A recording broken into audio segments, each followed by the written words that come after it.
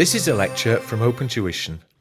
To benefit from the lecture, you should download the free lecture notes from opentuition.com. So let's pull together the workings and our group statement of financial position within an overall bigger question. So it's fairly typical, or getting towards a typical question that you could receive in section B of your exam. Section C of your exam. Okay. So what have we got? Read the requirement first. That's always the best way to look at it. It wants us to prepare the consolidated statement of financial position for the Matthews group. So Matthew must be the parent, and the year end is it December 20x5. Okay. So what I need to do there is I need to head up a page of paper. Is it there with my group SFP? And then once I've got that, I can then go through and head up a separate page of paper.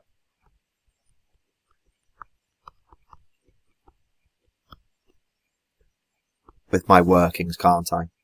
Okay. What we're then told is that Matthews purchased 80% of Jones for $600,000 2 years ago. So if I'm thinking about my group structure, if I go to my workings, and is it there, working number 1, you've got Matthews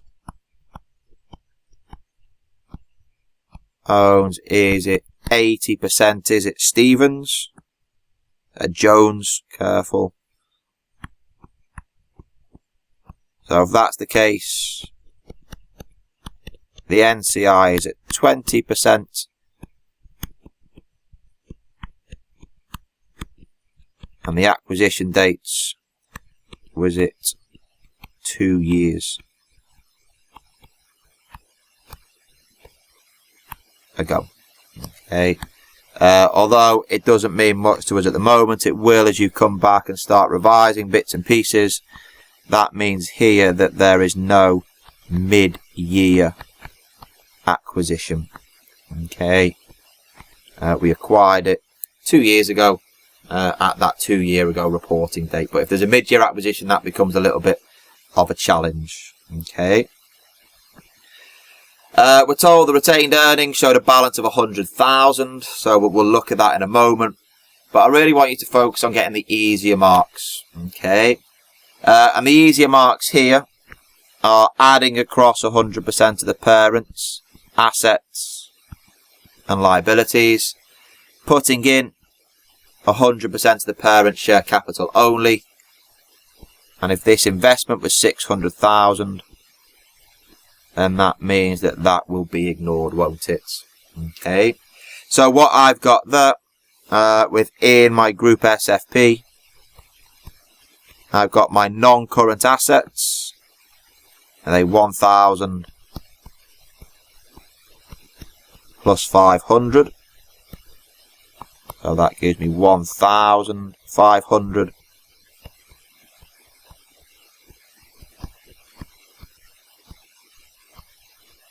There will be some goodwill, so don't forget that, because there's no goodwill line, is there, within the group SFP there. You need to incorporate it.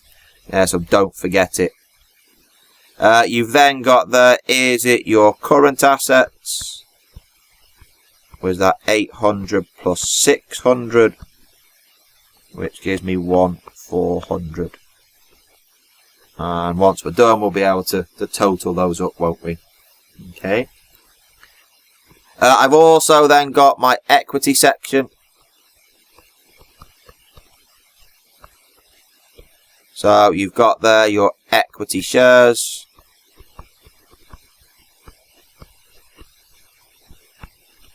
Your equity shares, what have we got there?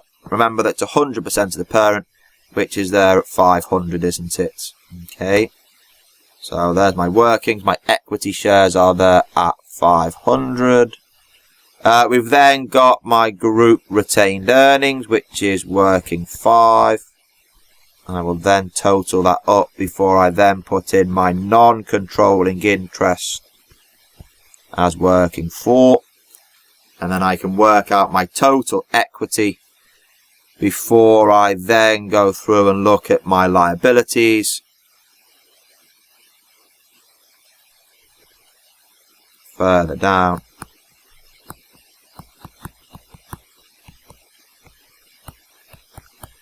So was it 1,100 and 500? So does that give me 1,600? And once again, I'll be able to total it all up and see what that comes to at the bottom. Okay. And again, if we're trying to get marks in the exam, I think that's pretty easy. That should be pretty easy, shouldn't it? And then my non-current assets, easy and easy. Okay. And what I can see now is I'm working my way through and I can tick things off, can't I? What we then need to go through and do, get back into the workings. Let's go through there and have a look at working number 2, the net assets of the subsidiary. So that's at the reporting date, at acquisition, and post-acquisition. So again, I've got my equity shares and retained earnings. Okay. So here, my equity shares, remember this is all to do with S.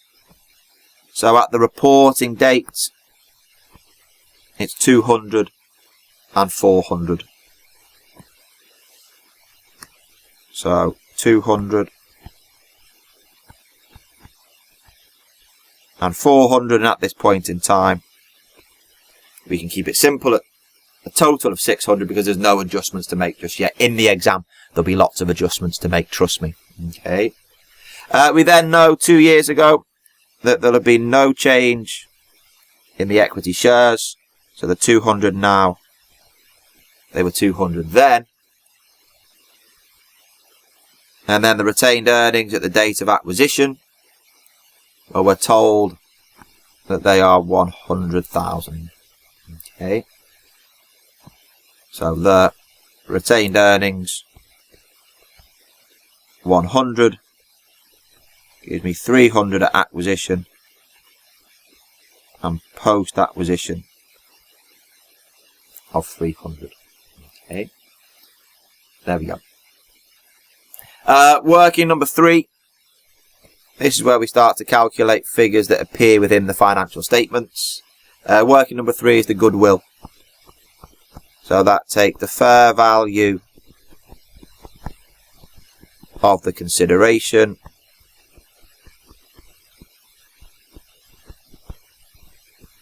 it adds on the NCI acquisition and then deducts our working 2 at the date of acquisition. Okay. So the fair value of the consideration, what was paid, was that the 600,000 that you can see here. So 600,000 is what we've paid.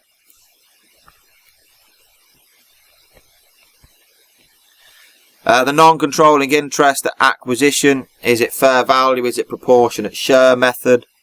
What it says at the bottom here, we use the fair value method, and the fair value of Jones's equity shares was it at 200,000 at acquisition.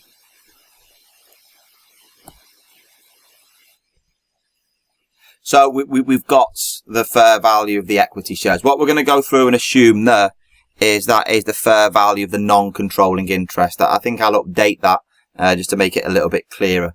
Okay, yeah, that is the fair value of the non-controlling interest. So that effectively is what the 20% is worth. Okay, so here, in terms of the NCI acquisition, that's 200. And the net assets at acquisition are here, is it there at 300. Okay, so I can put that in there at 300. 600, 200 is 800 less 300 gives me 500, doesn't it? Okay, so that's my goodwill figure. So I can go back and put in my goodwill figure, and I'm getting a bit carried away, but I can finish off the assets at 3,400. Okay, brilliant. So that's my goodwill calculation. The non-controlling interest, again, we've gone through there and measured it in this instance based upon, is it fair value? Okay. I now need to do the final two calculations. Is that working for the NCI? So I take the non-controlling interest at acquisition from working 3, which we know is 200,000, to which we then add on our share, 20% of the post-acquisition profits. So the post-acquisition profits here are 300. So 20% of 300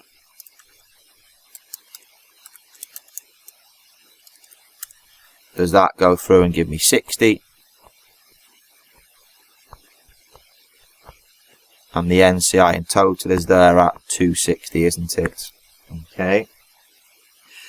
So I can go through that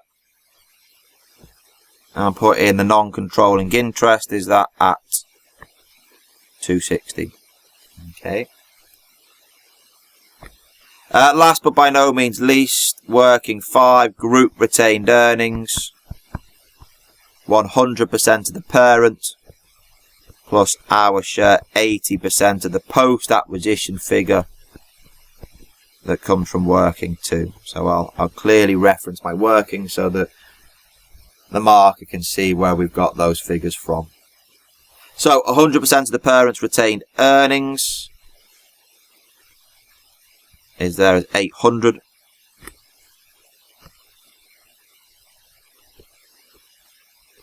The post-acquisition retained earnings